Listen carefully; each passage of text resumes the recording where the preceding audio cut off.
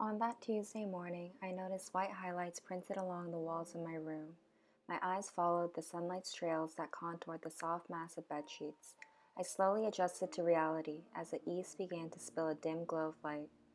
Focusing on the horizon created by the volume of the room and the length of the sheets, I could perceive depth along the cover's ridges. The sun was just beginning to rise. It wasn't too early, but early enough, and my head ached from drinking a few shots and a rum and coke earlier that morning.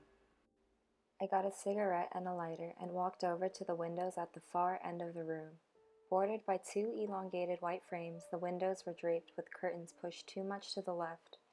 On the 11th floor, directly ahead, I could see the other apartment that stood opposite to my room, and the Han River would stretch out below the horizon almost forever behind the peripherals of the building.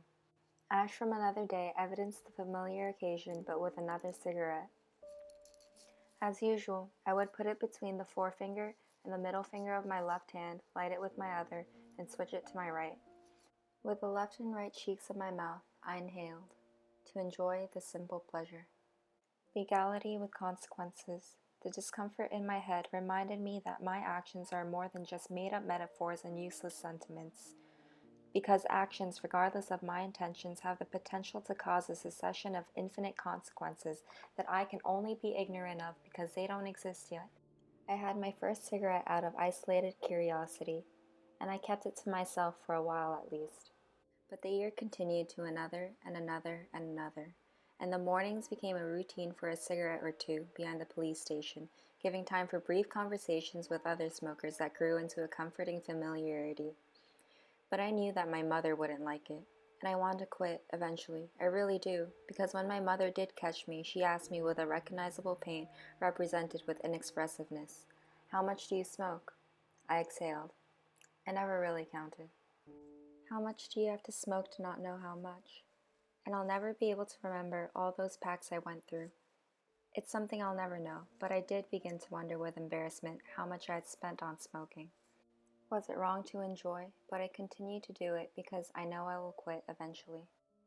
Caring less as pressure lessened and as legality came to the kids born in the year of 1996 who had already experienced the thrill of the city's nightlife, I had the careless certainty of absolute relativity when I had a cigarette before class behind the police station. Like a despot governing without a system of checks and balances, I had gained the freedom to live by my interests, and by law, I could smoke. And when I chose to smoke, I knew I was making the decision that could not be denied by the cashiers of convenience stores anymore because I was acting in accordance with the law. I was granted the right to legally oppose the authority of collective prejudice to a certain extent that disallowed the questioning of their imposed values. I wanted to flaunt it, not because I was proud I could smoke, but because I wanted to be able to admit my faults, almost vainly to disprove to those who only knew me as the girl behind the police station. I'm trying to quit. I told her I would, I promised. But I didn't want her to be concerned with a decision that I knew I was going to regret.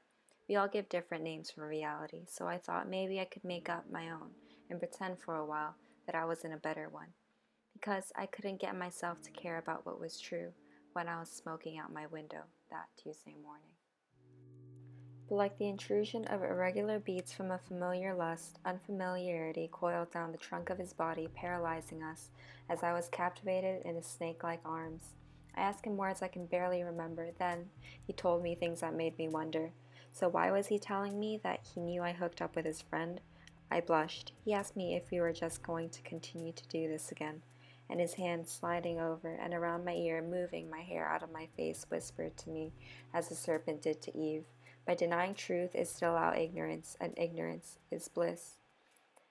By not letting him know, I would also not know, and I could be free to believe in what I pleased to. Like a smoking habit overcome by curiosity and already by temptations, I chose to lie, and with a certain vengeance. I am but a young adult rational, but the emotional desires deceive me, as lust does for love, to keep others ignorant so that I can falsely continue to enjoy ephemeral moments of selfish pleasure. With each cigarette I should not smoke but choose to, I am denying truth by keeping others ignorant, and I can't deny the fact that with each bittersweet breath I am hurting her as I seek but do not ask that each cigarette is my last, and I cause pain that I did not intend because evil is dispassionate.